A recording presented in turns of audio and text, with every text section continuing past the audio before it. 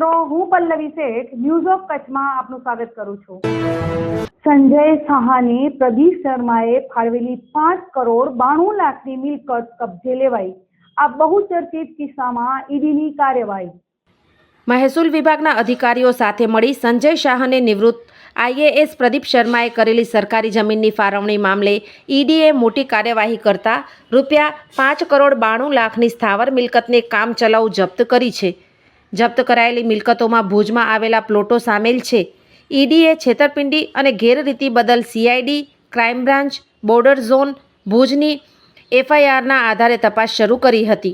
કચ્છના પૂર્વ કલેક્ટર પ્રદીપ શર્મા અને સંજય શાહ કેસના સંદર્ભમાં ઈડીએ તપાસ હાથ ધરી હતી। CID, crime branch, border zone Bhuj દ્વારા છેતરપિંડી અંગેનો ગુનો નોંધવામાં આવ્યો હતો।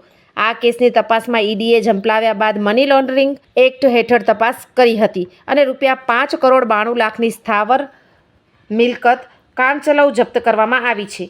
ઈડીની તપાસમાં સામે આવ્યું કે પ્રદીપ શર્મા અન્ય મહેસૂલી અધિકારીઓ સાથે મળીને સરકારી જમીનની ગેરકાયદેસર ફાળવણીમાં સામેલ હતા। ઉલ્લેખનીય છે કે કચ્છના પૂર્વ કલેક્ટર પ્રદીપ શર્માને સાંકળતા વિવિધ ફોજદારી કેસોમાં આ પ્રકરણ ભારે ચર્ચાસ્પદ બન્યું હતું। વ્યવસાય હોટેલિયર એવા સંજય શાહને ફાળવાયેલી વિવિધ જમીનની ફાળવણીનો મુદ્દો સપાટી પર આવ્યા બાદ આ પ્રકરણને ફોજદારીનું સ્વરૂપ મળ્યું હતું।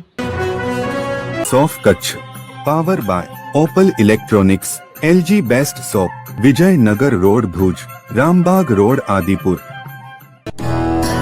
Power by KC jewellers, latest fashion ડિઝાઇનના ઓર્નામેન્ટ્સનો વિશ્વાસપાત્ર શોરૂમ, હોસ્પિટલ રોડ ભુજ। દર્શક મિત્રો, આ હતા આજના સમાચાર। આવતીકાલે ફરીથી મળીશું। ત્યાં સુધી મને રજા આપશો। નમસ્કાર।